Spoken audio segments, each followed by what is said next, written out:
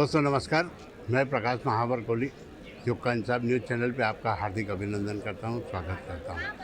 दोस्तों जैसा आपको मालूम ही है कि लोकसभा चुनाव का आगाज़ हो चुका है।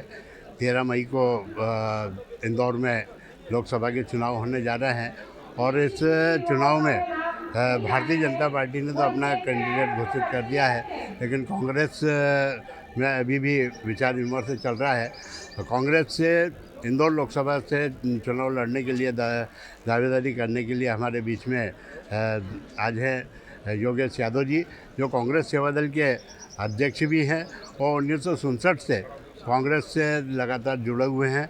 आप मध्य प्रदेश राज्य परिवहन निगम के उपाध्यक्ष भी रहे हैं और कांग्रेस के एक प्रखर वक्ता और प्रवक्ता भी रहे हैं। आज हम उनसे चर्चा करने के लिए यहाँ पर उपस्थित हैं। यादव जी, आप बताएं, लोकसभा के चुनाव होने जा रहे हैं और जिसमें आपने दावेदारी की है, किस उद्देश्य को लेकर के आपने दावेदारी की? देखिए, मेरा उद्देश्य तो जनसेवा है। इससे पहले भी जो चुनाव में लड़ा हूँ उसमें रिकॉर्ड तोड़ वोट से जीता हूँ। नगर पालिका अध्यक्ष भी रह चुका हूँ महू का। और जन भावना है, कांग्रेस के कार्यकर्ताओं की भावना है। 2012 में जो इलेक्शन हुआ था, प्री इलेक्शन जो राहुल जी ने करवाया था कि वोटिंग कार्यकर्ताओं से करवाया था, तो उसमें वोटिंग में मेरी सेकंड पोजीशन रही थी। सत्यनारायण जी पटेल के वोट ज़्यादा थे तो वो लोकसभा चुनाव लड़े थे। अभी मेरे पास इंदौर लोकसभा क्षेत्र के कई कार्यकर्ताओं के फ़ोन आए कि आपको दद्दू लड़ना चाहिए इलेक्शन, तो मुझे अच्छा है, मैं पार्टी के लिए प्रतिबद्ध हूँ। यदि सक्रिय राजनीति में भी देखें तो 45 साल से ज़्यादा हो गए हैं और इंदिरा जी के लिए गिरफ्तारी दी थी। ग्रैंडफादर फ्रीडम फाइटर थे, तो कांग्रेस विचारधारा के प्रति प्रतिबद्ध हूँ मैं। पार्टी के लिए अभी भी मध्य प्रदेश कांग्रेस सेवा दल का अध्यक्ष के बतौर कार्य कर रहा हूँ। तो सेवा दल में कार्य करने वाला कांग्रेस के प्रति प्रतिबद्ध होता है, सच्चा रहता है, कलदार रहता है, ये आप सब अच्छी तरह जानते हैं। और हम लोगों के खून में धोखेबाजी नहीं है। जिस तरीके से लोगों ने कांग्रेस को एक तरीके से चरा है, कांग्रेस के साथ रहे वो और बहुत पद प्राप्त किए, विधायक मंत्री बने, लेकिन उसके बाद वो लोग चले गए। हम लोगों का एक ही दृष्टिकोण है कि इस पार्टी को जीवित, पार्टी हमारी माँ है और जनता के लिए। मैंने इंदौर लोकसभा में देखा है कि इंदौर में पत्रकारिता के कारण और बुद्धिजीवियों के कारण विकास कार्य हो रहा है, वरना नेतृत्व के नाम पर तो इंदौर में मुझे शून्यता नज़र आती है। यहाँ के लोग अखबार को पढ़ के, इलेक्ट्रॉनिक मीडिया आप लोगों से सुनकर यहाँ के लीडर उस पर प्रतिक्रिया व्यक्त करते हैं। उनकी स्वयं स्फूर्त चेतना नहीं है, उनका अंदर का विजन नहीं है। ये एक तरीके से मैं भारत के सबसे बढ़ते हुए शहर में ये महसूस करता हूँ अभी बहुत आवश्यकता है। हम महानगर की तरफ बढ़ रहे हैं, हमारा क्षेत्र मालवा क्षेत्र बढ़ रहा है, लेकिन महानगर की मानसिकता के अनुरूप हमारे पास 20 साल की प्लानिंग नहीं है।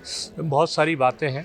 पत्रकारिता भी मैंने की है, तो मेरे पास एक विजन है और इन्हीं बातों को लेकर मैं चुनाव फाइट करने के लिए देखने में यह आता है कि विगत 9 बार से भारतीय जनता पार्टी यहाँ से इंदौर से जीतती आ रही है, तो उसमें अगर आपको टिकट मिलता है तो कैसे सीट को निकालने का दावा करते हैं? देखिए, मुझे 2 तरीके से चुनाव लड़ेंगे। मेरा कांग्रेस का कार्यकर्ता लड़ेगा और भावनात्मक तौर पर लड़ेगा, क्योंकि मैं कांग्रेस परिवार का पुत्र हूँ। दूसरी बात है, मैं जनता का चुनाव रहेगा, मुझे जनता चुनाव लड़ेगी। आज मध्य प्रदेश के इतने बड़े शहर में, महानगर में जो अपराध का ग्राफ है, जो अव्यवस्थाओं का ग्राफ है, जो भ्रष्टाचार का ग्राफ है, उसके लिए एक आवाज़ की ज़रूरत है और जनता कातर दृष्टि से देख रही कि उनकी एक लीडरशिप पनप कर आए।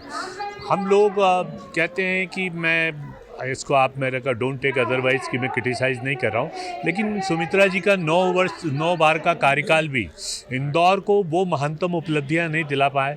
यदि मात्र एक चिट्ठी लिखने से कि आज मैंने रेल के लिए चिट्ठी लिख दी, आज हवाई जहाज़ के लिए चिट्ठी लिख दी, तो मैं इसको लीडरशिप नहीं मानता हूँ। लीडरशिप वो होती है कि जो ज़मीन पर आकर ज़मीन की लड़ाई लड़कर, आज हमें राष्ट्रीय स्तर पर सुमित्रा जी बैठी थी, उसके बाद भी उतना इंदौर को नहीं मिल पाया जो इंदौर जिसका हकदार था।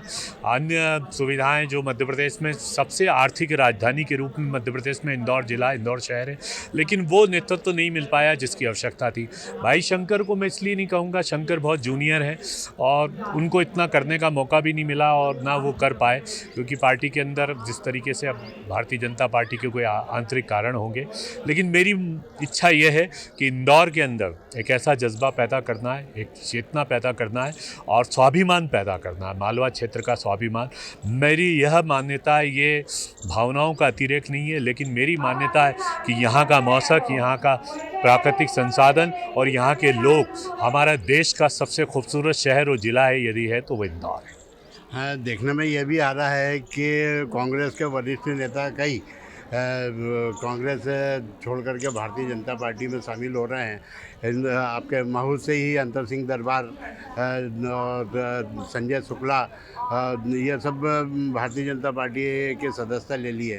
तो कैसे इस सीट पे आप निकल पाएंगे?